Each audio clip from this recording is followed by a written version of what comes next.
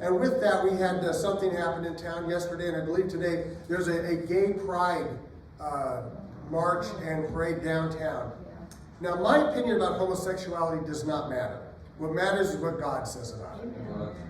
God says it's an abomination. Leviticus 20:13, it says, if a man lies with a man as he lies with a woman, both have committed an abomination and shall surely be put to death, and their blood is upon them. Deuteronomy 22:5 says, a woman shall not wear a man's garment, nor shall a man put on a woman's cloak, for whoever does these things is an abomination unto the Lord your God.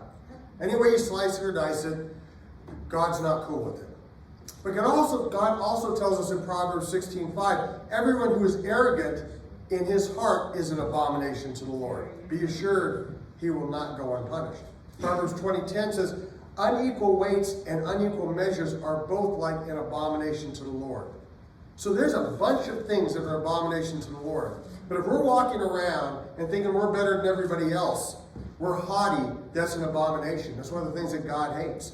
Equal weights and measures about how merchants would cheat people out of money. They were doing dishonest business. This also is an abomination. Let me be very clear. Homosexuality, transgender, and all that woke stuff they try to push down our throat, God's not okay with any of it. It's an abomination. It's a sin, and they're sinners. But we're supposed to reach out to the sinners because we are all sinners. Am I right?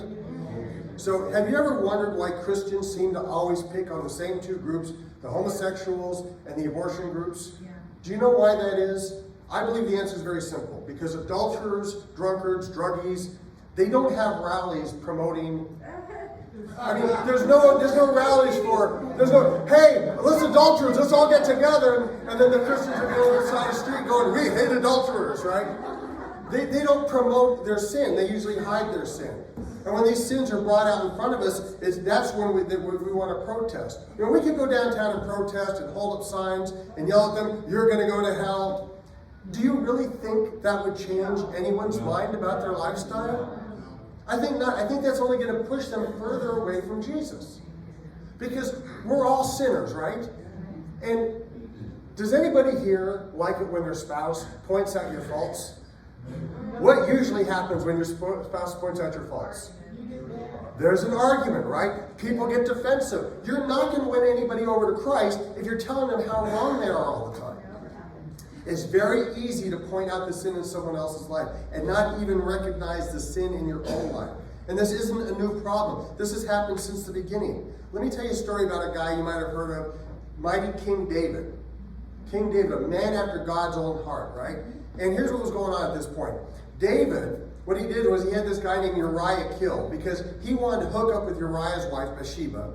She got pregnant, so he tried to trick Uriah into having sex with his wife so that he could think that the kid that was really David's was his. But Uriah wouldn't do it. It goes on in 2 Samuel 11:26. It says, now then, the wife of Uriah heard that Uriah, her husband, was dead. She mourned for her husband. David had him killed. And the time of mourning was over. David sent her into his house, and she became his wife, and she bore him a son. But the thing that David had done was evil in the sight of the Lord.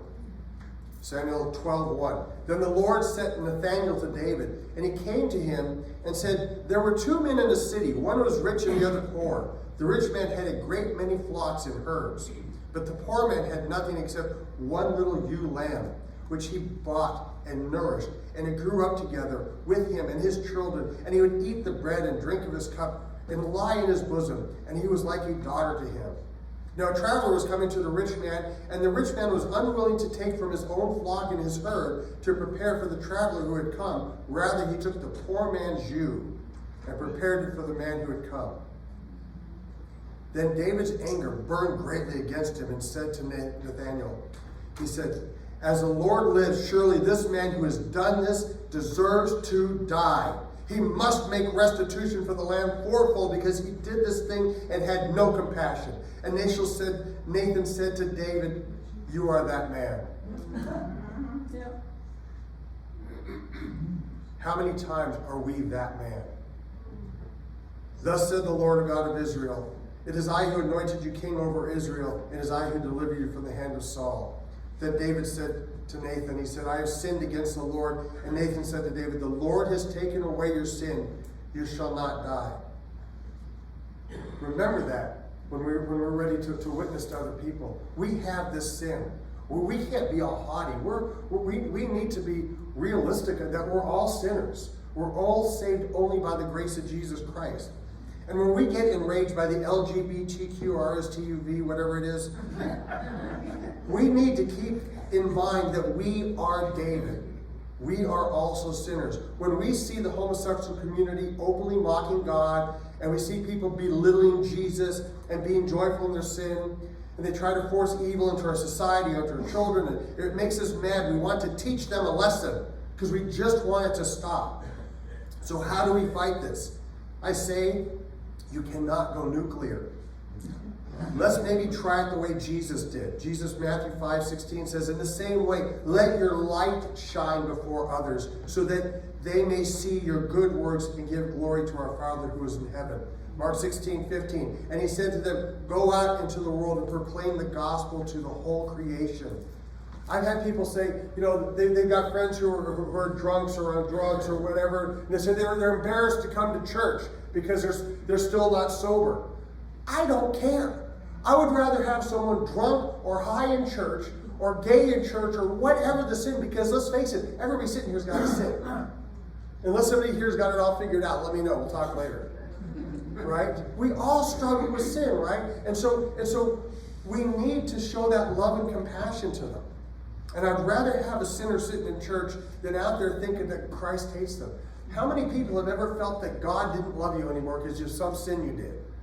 It happens to all of us all the time. And it's just not true. That's a lie from the devil. So let's not be the stumbling block for any sinner, regardless of whatever sin it is. We should be out there and we should be witnessing to people regardless of their sin. It's like